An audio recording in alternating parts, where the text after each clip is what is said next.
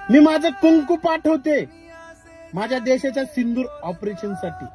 मित्रांनो, हे वाक्य आहेत अवघ्या 3 दिवसापूर्वी लग्न झालेल्या यामिनीताई पाटील यांचं.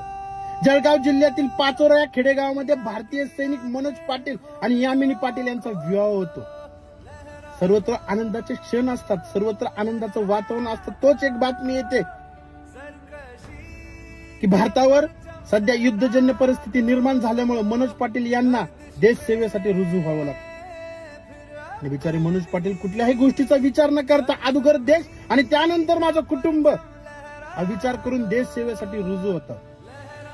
पत्रकार बांधव त्यांच्या धर्मपती, त्यांच्या आयुष्याच्या जोडीदार यांना विचारतात आणि त्यावेळेस त्या सांगतात की मी माझं कुंकू पाठवते माझ्या देशाच्या सिंदूर ऑपरेशनसाठी. कारण आमच्यासाठी पहिल्यांदा आमचा देश येतो आणि त्यानंतर येतं आमचं कुटुंब.